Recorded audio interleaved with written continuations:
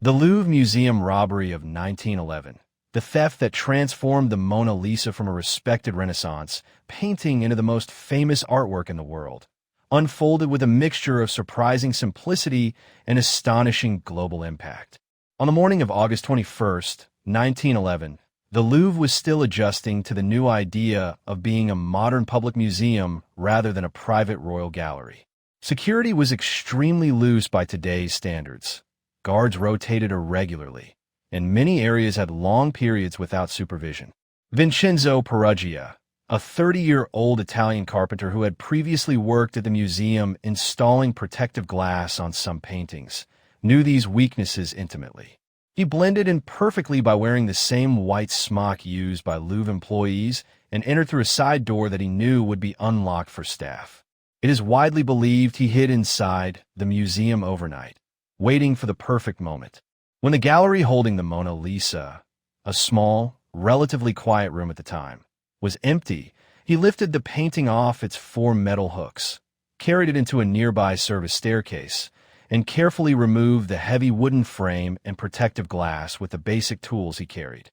The panel painting itself, thinner and lighter than many imagine, was wrapped in a simple cloth, and Peruggia slipped out of the building, reportedly even passing a guard who assumed he was just another worker finishing his shift.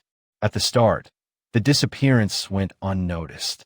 The Louvre had a confusing schedule for cleaning and photography, and staff believed the Mona Lisa had been temporarily taken for maintenance. It was nearly 24 hours before a painter visiting the gallery noticed the empty space and alerted guards. Panic erupted. When museum officials confirmed the theft, the Louvre shut its doors for a full week, the first closure in its history. Thousands gathered outside, shouting questions and demanding answers. Inside, police dusted the empty frame for fingerprints, but the techniques were still primitive.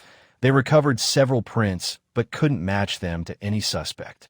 The French government faced international embarrassment, and newspapers around the world mocked Paris for failing to protect its greatest treasures.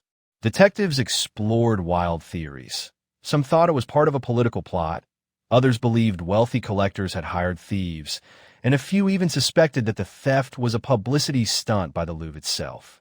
The investigation reached into the Parisian art world. Picasso and poet Guillaume Apollinaire, both connected to a man who once stole artifacts from the Louvre, were brought in for questioning, causing a scandal. Both protested fiercely, were later proven innocent, and the case collapsed into confusion. Meanwhile, Peruggia kept the Mona Lisa hidden in a wooden trunk in his tiny Paris apartment, astonishingly close to the police search areas. For more than 2 years, he lived an ordinary life, working small jobs and occasionally opening the trunk just to admire what he believed was a piece of Italian heritage he had rescued from France. Some historians argue he was motivated not just by patriotism, but by a combination of pride, resentment over discrimination toward Italian immigrants, and a possible hope for a financial reward.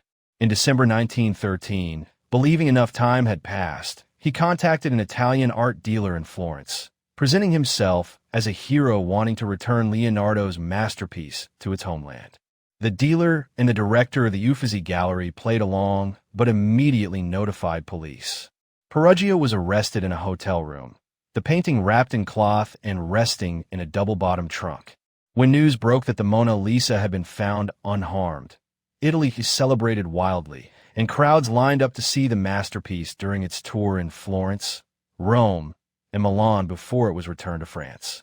At Peruggia's trial, the courtroom was packed. His lawyer framed him as a patriotic Italian who simply wanted to restore national pride.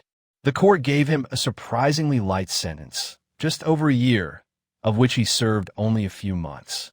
By the time the Mona Lisa returned to the Louvre in early 1914, it was no longer just a painting. It had become a global icon. Millions of people who had never cared about Renaissance art now felt emotionally connected to the portrait of a mysterious woman who had disappeared. The theft itself became a legend, shaping museum security practices worldwide and creating the modern understanding of high-value art. The irony remains powerful. A relatively unknown painting became the most famous artwork in history precisely because it was stolen in the Louvre robbery, pulled off not by a criminal mastermind but by a quiet, underestimated museum worker, became one of the most dramatic and unforgettable crimes ever committed against the world of art.